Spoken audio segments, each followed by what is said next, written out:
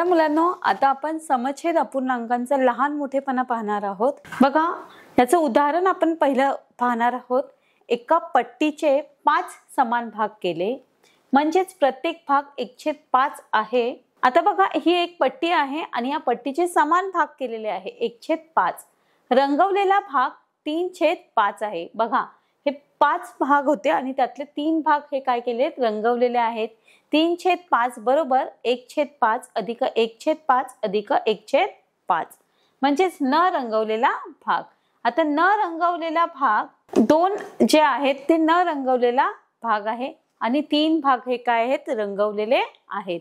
बघा, न रंगवलेला भाग म्हणजेच 2/5 बरोबर 1/5 अधिक 1/5। रंगवलेला भाग हा न रंगवलेल्या भागापेक्षा मोठा आहे। तर बघा, 3/5 आणि 2/5 रंगवलेला भाग आहे 3/5 आणि न रंगवलेला भाग आहे 2/5 म्हणजेच रंगवलेला भाग हा न रंगवलेल्या भागापेक्षा मोठा आहे। यावरून 3/5 हा अपूर्णांक 2/5 या अपूर्णांकापेक्षा मोठा आहे। बघा, 3/5 हा अपूर्णांक 2/5 या अपूर्णांकापेक्षा मोठा आहे, म्हणून हे 3/5 मोठा 2/5 असे लिहितात। बघा, हे लहान मोठेपणा ठरवायचं चिन्ह आपण अभ्यासलं आहे, आपल्याला माहिती आहे की हे लहान मोठेपणा ठरवायचं चिन्ह आहे। तर बघा, 3/5 मोठा 2/5 पेक्षा असे आपण लिहितो। तर बघा, हे उदाहरण तुम्हाला समजलं असेल की समछेद अपूर्णांकामध्ये लहान मोठेपणा कसा ठरवतो। आपण दुसरं उदाहरण पाहणार आहोत। या आकृतीत एका पट्टीचे 8 समान भाग केले आहे। तर बघा, ही एक पट्टी आहे आणि या पट्टीचे किती भाग केलेले आहेत, 8 समान भाग केलेले। त्यापैकी 3 भाग एका रंगाने व 4 भाग दुसऱ्या रंगाने रंगवलेले आहेत। म्हणजेच बघा, आता त्यापैकी 3 भाग 1 2 3 हा वेगळ्या रंगाने रंगवलेले आहेत आणि 4 भाग काय केलेले आहेत, वेगळ्या रंगाने रंगवलेले आहेत। बघा, 1 2 3 4 म्हणजेच 3/8 या टोटल 8 भागापैकी हे 3 भाग वेगळ्या रंगाने रंगवलेले आहे, म्हणजेच 3/8 आणि 4 भाग हे वेगळ्या रंगाने रंगवलेले आहे, म्हणजे 4/8 म्हणजेच 4/8 हा मोठा आहे 3/8 पेक्षा, कारण समछेद अपूर्णांकामध्ये ज्याचा अंश मोठा असतो तो अपूर्णांक मोठा। आता इथे तुम्ही म्हणाल की 8 समान आहे, छेद तर समान आहे, पण अपूर्णांकामध्ये समछेद अपूर्णांकामध्ये अंशाचा जर आपण विचार केला मुलांनो, तर बघा, इथे 4 आहेत आणि इथे 3 आहेत, तर नक्कीच 4 ही संख्या मोठी आहे, अंश हा मोठा आहे, म्हणून 4/8 हा मोठा आहे 3/8 पेक्षा। समछेद अपूर्णांकामध्ये ज्याचा अंश मोठा आहे तो अपूर्णांक मोठा असतो, हे आपण लक्षात ठेवायचे आहे मुलांनो।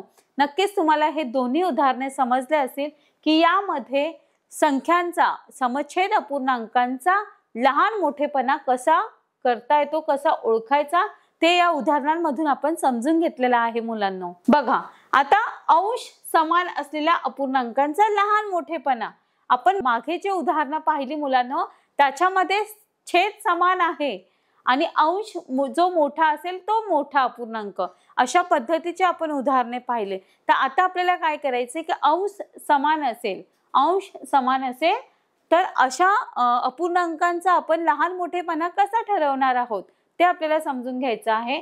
तर बघा मुलांनो, ज्याचा अंश 1 असेल अशा अपूर्णांकांचा छेद जसजसा मोठा होत जातो तशी त्या अपूर्णांकांची किंमत कमी होत जाते।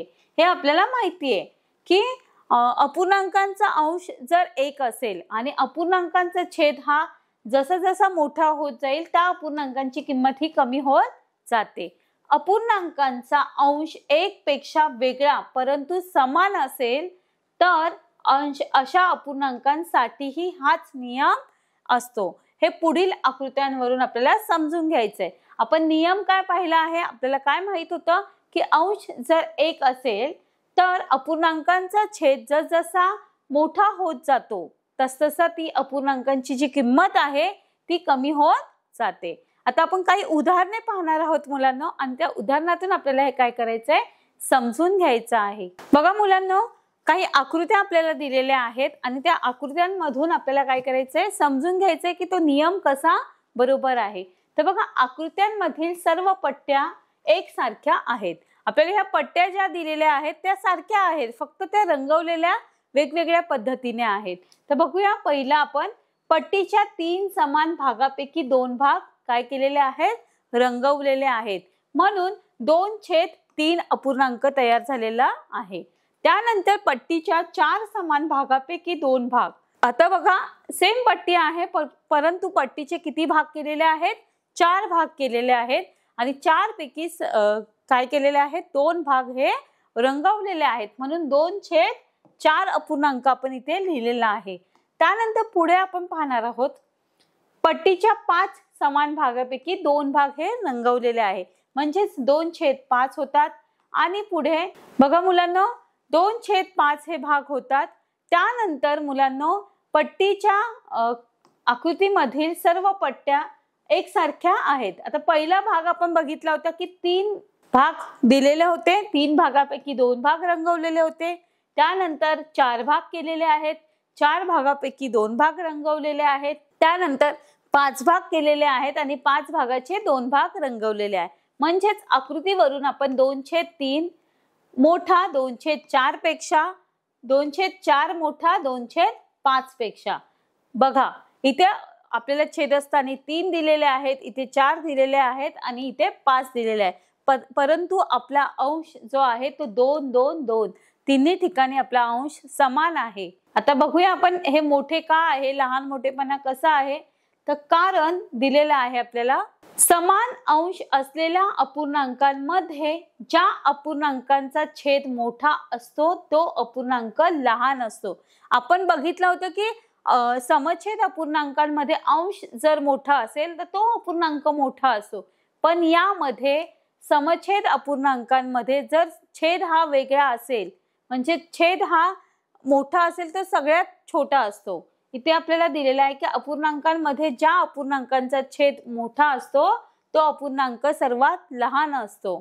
आपण बघितलेला आहे की मगाशी आपण उदाहरण बघितलं की अंश मोठा असेल तर समछेद अपूर्णांकांमध्ये अंश मोठा असतो आणि तो अपूर्णांक मोठा असतो।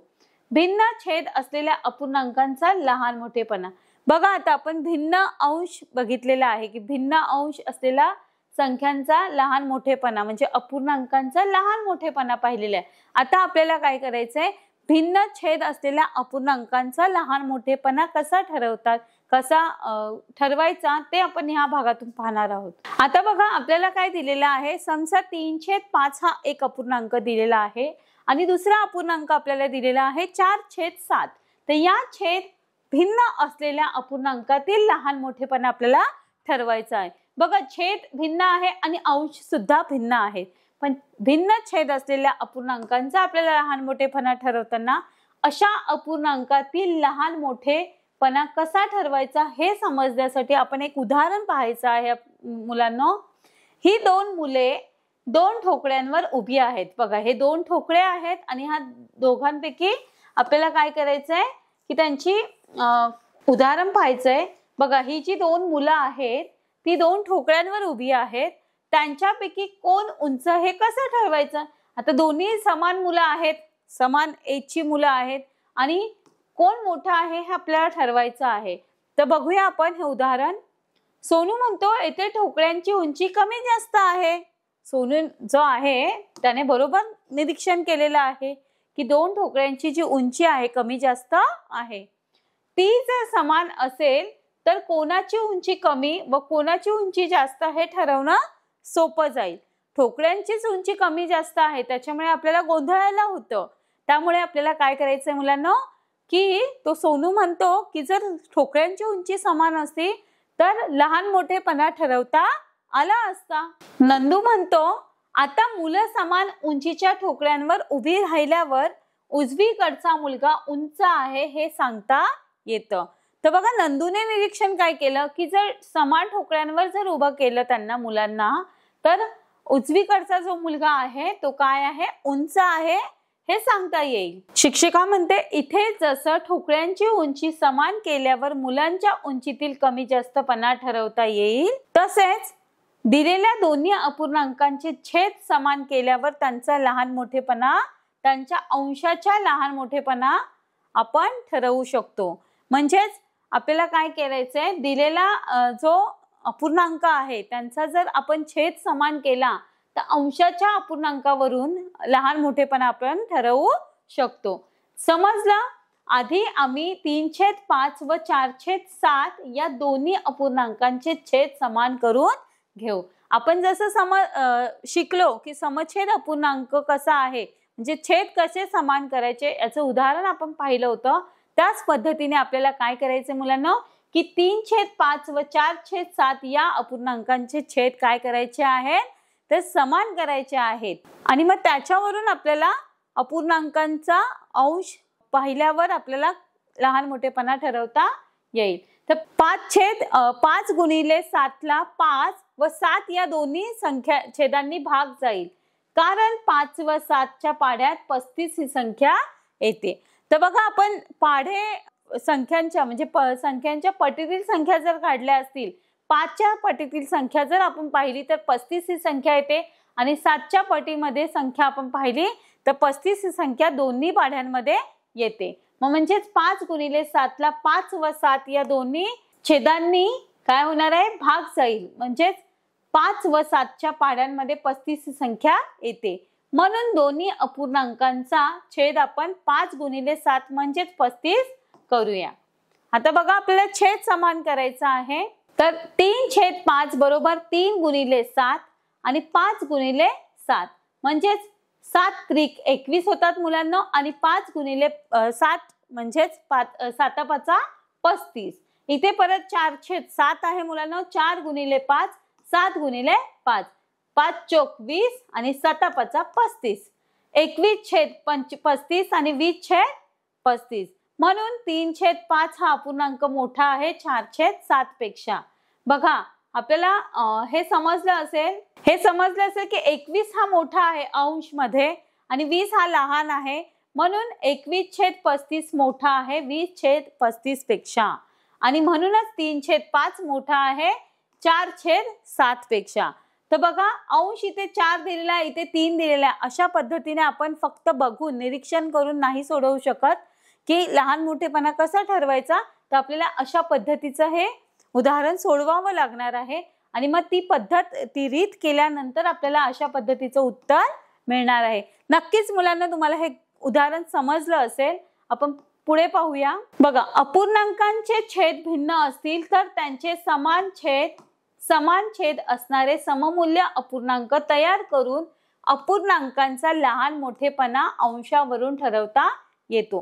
की छेद भिन्न असतील तर आपण काय केलं, त्यांचे छेद समान केले आणि मग सममूल्य अपूर्णांक तयार करून अपूर्णांकांचा लहान मोठेपणा ठरवला। जसं आपण आत्ताचं उदाहरण पाहिलं मुलांनो, आपण काय केलं, आपल्याला छेदही वेगळे होते, भिन्न होते, आणि अंशही भिन्न होते। मग आपण प्रथम काय केलं की छेद समान करून घेतले। छेद समान केल्यानंतर समछेद अपूर्णांक आपल्याला मिळालेला आहे, आणि समछेद अपूर्णांकावरून आपल्याला अंशामध्ये कोण मोठा आहे आणि कोण लहान आहे ते ठरवून आपण लहान मोठेपणा केलेला आहे। आपण समछेद अपूर्णांकांची बेरीज पाहूया मुलांनो। अपूर्णांकांचा लहान मोठेपणा आपण शिकलो, आता आपल्याला बेरीज पाहायची आहे। बघा मुलांनो, 3/7 अधिक 2/7 बरोबर किती। आता आपल्याला बेरीज करायची आहे। दोन अपूर्णांक आपल्याला दिलेले आहेत, एका पट्टीचे 7 समान भाग करू, त्यापैकी 3 भाग एका रंगाने व 2 भाग दुसऱ्या रंगाने रंगवू। आता आपल्याला काय करायचंय, छेद 7 दिलेला आहे, म्हणजे 7 भाग असणारी समान पट्टी, एक पट्टी करायची आहे, काढायची, आणि त्याचे 7 समान भाग करायचे आहे। आता बघा एका रंगाने रंगवलेला भाग 3/7 व दुसऱ्या रंगाने रंगवलेला भाग जो आहे तो 2/7 आहे। बघा मुलांनो, 1 2 3 हे 3 भाग रंगवलेले आहे, म्हणजे 3/7 होतो, आणि हा एक भाग आणि हा एक भाग सोडला तर हे दोन भाग वेगळ्या रंगाने रंगवलेले आहेत, म्हणजेच 2/7 हा भाग इथे होतो. म्हणजेच 3/7 हा अपूर्णांक आपल्याला मिळतो. इथे 2/7 अपूर्णांक मिळतो. आता आपल्याला काय करायचं, एकूण रंगवलेला भाग दर्शवणारा अपूर्णांक म्हणजेच 5/7 आहे. यावरून 3/7 अधिक 2/7 बरोबर 3 अधिक 2 छेद एकदाच लिहिलेला आहे आपण, आणि 3 अधिक 2 म्हणजेच 5 होतात मुलांनो, आणि 5/7 हा अपूर्णांक आपल्याला उत्तर मिळालेला आहे. म्हणजेच दोन अपूर्णांकांची बेरीज करून आपल्याला उत्तर मिळालेलं आहे. आपण पुढचं उदाहरण पाहणार आहोत मुलांनो. 3/8 अधिक 2/8 अधिक 1/8 यांची बेरीज करा. आता आपल्याला 3 अपूर्णांक दिलेले आहेत मुलांनो. बघा 1, 2, 3. तर 3 अपूर्णांकांची बेरीज आपल्याला करायची आहे. अगदी सोपी आहे मुलांनो. तुम्हाला समजतंय? Very good. आता आपण पुढचं बघा, हे 2 नंबरचं उदाहरण सोडवणार आहोत. बघा यामध्ये आपल्याला 3/8 म्हणजे एक 8 भाग असलेला आपल्याला एकूण भाग किती 8 दाखवायचे आहेत. आणि त्यामध्ये मुलांना बघा 3 भाग आपण वेगळ्या रंगाने रंगवलेले आहेत, जे 3/8 आहेत, आणि 2 भाग आपण वेगळ्या रंगाने रंगवलेले आहेत, जे आहेत 2/8, आणि एक भाग आपण वेगळा रंगवलेला आहे, जो आहे 1/8. तर आपल्याला काय करायचंय, छेद एकदाच लिहायचा आहे आणि अंश जे आहे ते त्यांची बेरीज करायची आहे. 3 अधिक 2 अधिक 1 बरोबर छेद काय झालेला आहे 8. समान आहे म्हणून आपण एकदाच लिहिलेला आहे. बघा मुलांना 3 अधिक 2 म्हणजे 5 होतात, 5 अधिक 1 म्हणजे 6 होतात. तर आपलं उत्तर जे आहे 6/8 हे आलेलं आहे. कारण समछेद अपूर्णांकांची बेरीज करताना अपूर्णांकांच्या अंशांचीच बेरीज करतात व त्या अपूर्णांकांचा छेद बेरजेच्या छेदस्थानी तसाच लिहितात. तर बघा छेद आपण एकदाच लिहिलेला आहे कारण की तो समछेद आहे आणि फक्त अंशाच्या जागी ज्या संख्या आहेत त्यांची बेरीज आपण करतो. आता उदाहरण तिसरं आपण पाहणार आहोत मुलांनो. बेरीज करा 2/6 अधिक 4/6. बघा मुलांनो 2 आता हे उदाहरण आपण सोडवून पाहणार आहोत. बघा 2/6 अधिक 4/6 म्हणजेच 2 अधिक 4/6. बघा 2 अधिक 4/6 6 हे 2 आहेत म्हणून आपण एकदाच लिहिलेले आहेत. बघा 2 अधिक 4 म्हणजेच मित्रांनो 6 होतात, 6/6. बघा हे आपलं उत्तर आलेलं आहे आणि याचं उत्तर आपण पाहणार आहोत आपलं बरोबर आहे की नाही. बघा आता बघा मुलांनो आपण अशा पद्धतीचं हे उदाहरण सोडवलं. बघा इथे काय दिलेलं आहे मुलांनो की 2/6 अधिक 4/6 म्हणजे 2 अधिक 4/6 म्हणजे 6/6. परंतु 6/6 म्हणजेच आकृतीच्या 6 समान भागांपैकी 6 भाग काय केलेले आहे आपल्याला रंगवलेले आहेत. 6 भाग पूर्ण आपण घेतलेले आहेत. याचाच अर्थ ती पूर्ण एक आकृती घेतली म्हणजे 6/6 बरोबर 1 होतात मुलांनो. बघा 6/6 बरोबर 1. 6 एके 6 आणि 6 एके 6 म्हणजेच 1 हे उत्तर आलेलं आहे. बघा मुलांनो हे गणित तुम्हाला समजलं असेल. आता आपण यावरून लक्षात घ्यायचं आपल्याला की अपूर्णांकांचे अंश व छेद समान असतील तर त्या अपूर्णांकांची किंमत 1 असते. आता आपण बघितलं या उदाहरणातून आपल्याला समजलं की अंश पण सेम आहे आणि छेद पण सेम आहे. म्हणजेच अंशातली संख्या समान असेल आणि छेदातली संख्या जर समान असेल तर त्या अपूर्णांकांची किंमत 1 असते. म्हणून 7/7 बरोबर 1, 10/10 बरोबर 1, 2/5 बरोबर अधिक 3/5 बरोबर 2 अधिक 3 म्हणजेच 5 होतात, 5/5 बरोबर 1. तर बघा इथे आपल्याला दिलेलं आहे मुलांनो की 5/5 म्हणजे समान छेद आहे, अंश पण समान आहे म्हणून उत्तर 1 आलेलं आहे. इथे 10/10 म्हणजेच 1 आलेला आहे. 7/7 म्हणजेच 1 आहे. म्हणजेच अंश व छेद जर समान असतील तर मुलांना अपूर्णांकांची किंमत ही 1 असते. हे लक्षात ठेवायचं आहे. आपण पुढे पाहूया. लक्षात घ्या, एका आकृतीचे भाग न करता ती पूर्ण ठेवली तरीही ती 1 अशी दाखवता येते. आता यावरून 1 बरोबर 1/1 बरोबर 2/2 बरोबर 3/3 इत्यादी. म्हणजेच 1 बरोबर काय होतं 1/1 2/2 आणि 3/3. आपल्याला माहित आहे की अपूर्णांकातील अंश व छेद यांचा भाजक समान असेल तर त्या भाजकाचे अंश व छेद या दोघांना भागल्यावर मिळणारा जो अपूर्णांक आहे तो दिलेल्या अपूर्णांकाशी सममूल्य असतो. तर बघा, यावरून 5/5 बरोबर 5/5 5/5 म्हणजेच 1/1 येतो आणि बरोबर 1 उत्तर मिळते. म्हणजेच काय की अपूर्णांकातील अंश व छेद यांचा भाजक जर समान असेल तर त्या भाजकाचे अंश व छेद या दोघांना भागल्यावर मिळणारा अपूर्णांक हा दिलेल्या अपूर्णांकाशी सममूल्य असतो. तर हे या उदाहरणातून आपल्याला समजलेलं आहे की अंश आणि छेद हे समान असतील तर आपण त्याला जो भागणारा आहे, जी संख्या भागणारी आहे त्याचं उत्तरही 1/1 ही समान येईल आणि त्याचं उत्तर 1 असणार आहे, म्हणजे सममूल्य असतो. बघा, आता समछेद अपूर्णांकांची आपण बेरीज पाहिली मुलांनो. नक्कीच तुम्हाला बेरीज समजली असेल. आता आपण समछेद अपूर्णांकांची वजाबाकी शिकणार आहोत. तर बघा, एका आकृतीचे 5 समान भाग करून त्यापैकी 4 भाग रंगवले, म्हणजेच आकृतीचा 4/5 भाग रंगवला आहे. बघा मुलांनो, एका आकृतीचे 5 समान भाग करून 4 भाग रंगवले, म्हणजेच आकृतीचा 4/5 भाग रंगवला आहे. आता इथे बघा 1 2 3 4 5 भाग केलेले आहे या आकृतीचे, या पट्टीचे, आणि त्यामध्ये 3 भाग काय केलेले आहेत, रंगवलेले आहेत. रंगवलेल्या भागांपैकी एका भागाचा रंग पुसून टाकला. आता हा भाग रंगवला होता पण तो पुसून टाकला आहे, म्हणजे 4/5 मधून 1/5 वजा केले. आता बघा, टोटल किती होते, 4/5 भाग रंगवलेले होते पण त्यातला 1/5 भाग काय केला आहे, पुसून टाकलेला आहे. आता रंगवलेला उरलेला भाग 3/5 उरला, म्हणून 4/5 वजा 1/5 बरोबर 3/5. बघा, 4 वजा 1 म्हणजे 3 होतात आणि छेदस्थानी 5 जसेच्या तसे लिहिलेले आहे. हे वजाबाकीचे उदाहरण तुम्हाला समजलं असेल. आपण पुढचं उदाहरण पाहणार आहोत.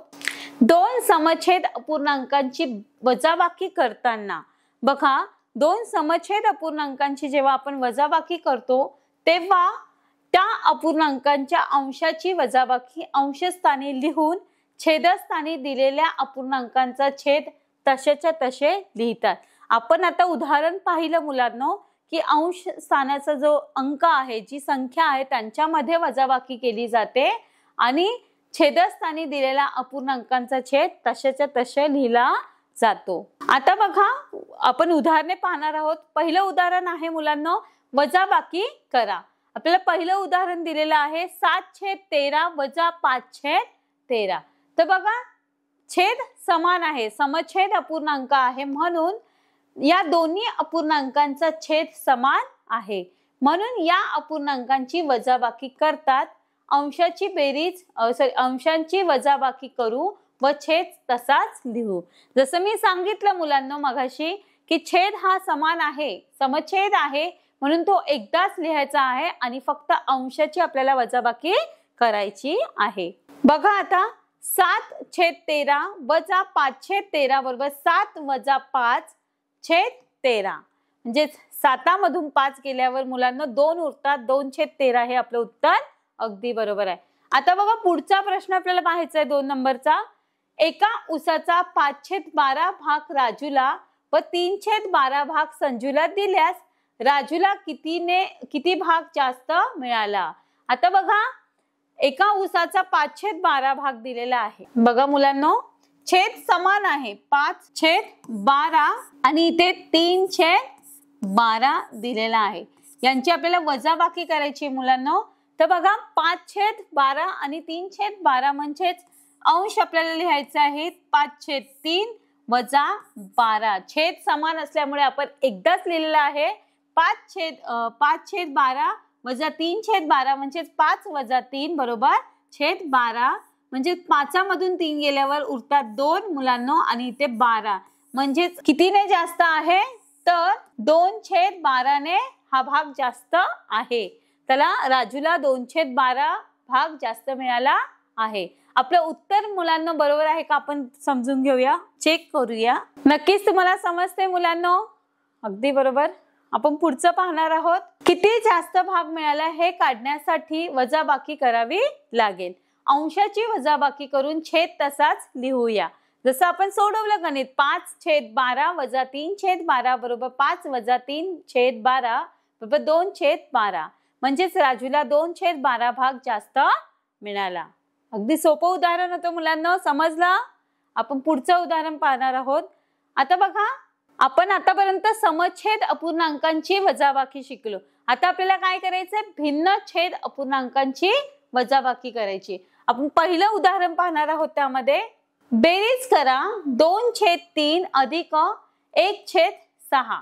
बघा, आतापर्यंत मुलांना आपण समछेद अपूर्णांकांची बेरीज वजाबाकी शिकलो, भिन्न छेद अपूर्णांकांची बेरीज व वजाबाकी शिकलो. तर आता आपल्याला यापुढे काय करायचे की भिन्न छेद अपूर्णांकांची बेरीज आणि वजाबाकी दोन्ही करायची आहे. तर आपण त्याची उदाहरणे पाहणार आहोत मुलांना.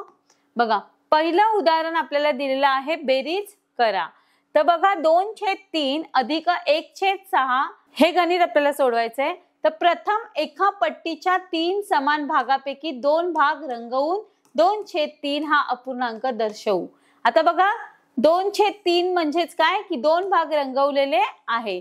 छेद समान असलेल्या अपूर्णांकांची बेरीज व वजाबाकी कशी करायची हे आपल्याला माहिती आहे, आपण शिकलो. तर आपल्याला आता 2/3 या अपूर्णांकात 1/6 हा अपूर्णांक मिळवायचा आहे. आता आपल्याला मिळवायचा आहे. मग मिळवण्यासाठी आपण काय करायचं आधी, म्हणून याच पट्टीच्या प्रत्येक भागाचे 2 समान भाग करून आता या पट्टीचे परत 2 समान भाग केलेले आहेत. आपण 2/3 चा 4/6 हा सममूल्य अपूर्णांक मिळवू. बघा 2/3 चा 4/6 हा सममूल्य अपूर्णांक मिळवू व त्यामध्ये आपल्याला काय करायचंय, 2 व 3 च्या पाड्यात 6 ही संख्या येते. बघा 2 व 3 या दोन्ही पाड्यांमध्ये 6 ही संख्या येते. म्हणून आपल्याला काय करायचंय मुलांनो, 2 व 3 च्या पाड्यात 6 ही संख्या येते म्हणून 2 गुणिले 2 बरोबर 4 होतात आणि 3 गुणिले 6 म्हणजे 3 गुणिले 2 म्हणजे 6 होतात. आपण काय केलेलं आहे 2/3 मध्ये म्हणजे 4/6 मध्ये 1/6 हा अपूर्णांक मिळवायचा आहे. आता बघा 2/3 मध्ये म्हणजेच 4/6 मध्ये 1/6 अपूर्णांक आपल्याला मिळवायचा आहे. तर बघा, म्हणून या पट्टीच्या 6 भागांपैकी आणखी एक भाग रंगवू. आता आपल्याला 1/6 करायचा आहे. आता पट्टीचा एकूण रंगवलेला भाग 5/6 आहे. बघा 1 2 3 4 5 5/6 म्हणजेच 1/6 भाग आपण आधी पाहिला होता की जो अपूर्णांक आपल्याला मिळवायचा आहे. म्हणजे 4 मध्ये आपण 1/6 मिळवला, 4/6 मध्ये 1/6 मिळवले तर नक्कीच 5/6 अपूर्णांक आपल्याला मिळालेला आहे. आता पट्टीच्या एकूण रंगवलेला भाग 5/6 आहे. यावरून 4/6 अधिक 1/6 बरोबर 4 अधिक 1 म्हणजेच 6 होतात. म्हणजेच बरोबर मुलांना 5/6. तर बघा 2/3 अधिक 1/6 बरोबर 5/6 असे लिहितो. तर हे उदाहरण समजलं असेल मुलांना तुम्हाला.